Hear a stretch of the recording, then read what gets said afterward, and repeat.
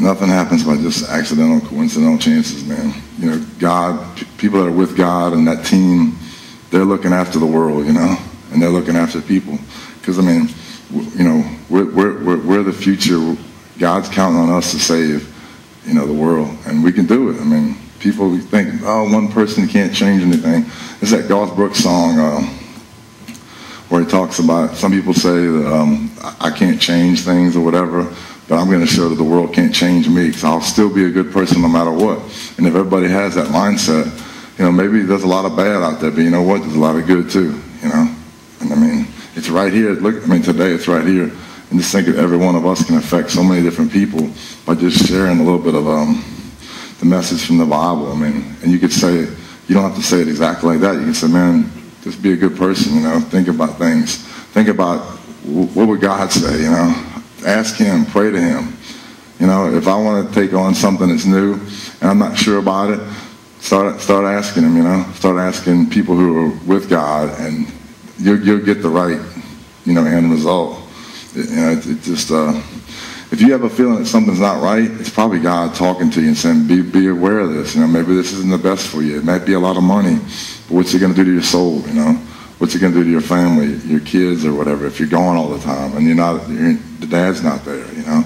And you're not there for mom. Mom's worried, you know? All right, let's see. Back to the notes. Y'all doing all right today? Was everybody at the show last night? That was cool, man. My goal, I want to get this place full. I mean, yeah, I'd like to see, I mean, the wrestling show is cool, but I want to see if we can get, you know, get more people here. I want to be able to help y'all, you know. Because, I mean, so many churches are half full, you know, not many people are going because so much is going on. They're all worried and they're down, and they think the economy's, this is going to happen, the world's going to end and all this. Well, you know what? Can't do nothing about that. If you could take care of you, your family, and just get right with him and get with the team, God, I mean, he's going to the Super Bowl. You know, he's going to win it all. And, you know, I mean, it's just, you got to put things in terms like that, because people are so fixated on, like, worldly terms of, you know, like Super Bowls and money and all that. It's like, you know what, God's got all that. You know, he's got the banks and all that in check. Don't worry if the banks tank and the stock market crashes. You know, God's got you back. I mean, you know. You know.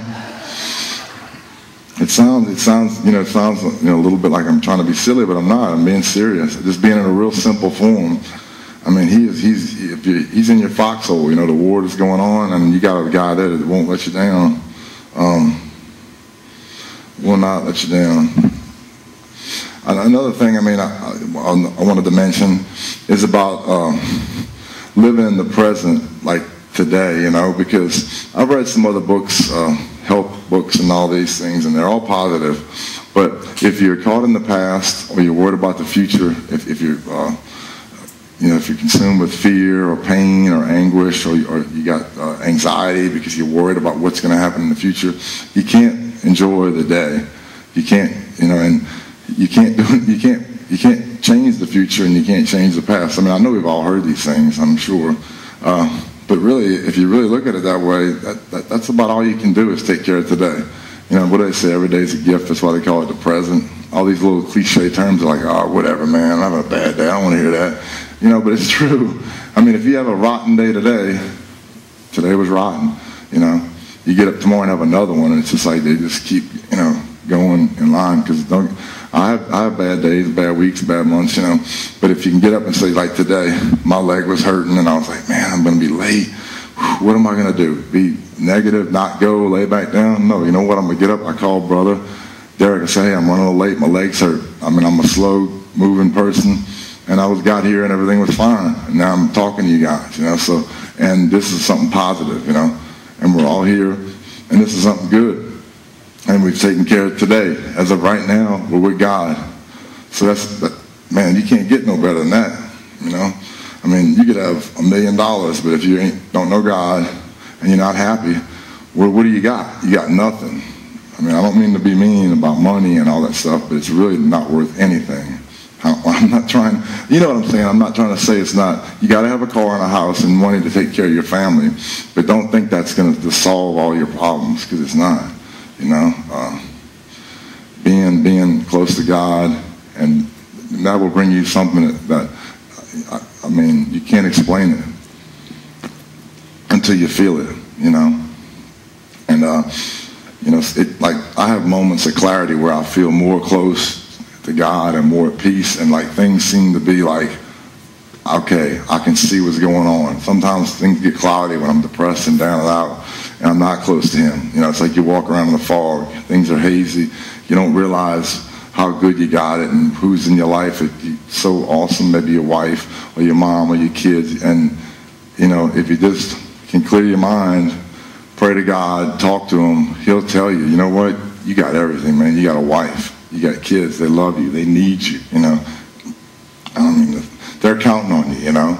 And as opposed to being, man, I'm just not happy with my life, I'm not making enough money. At this age, I wanted to be here.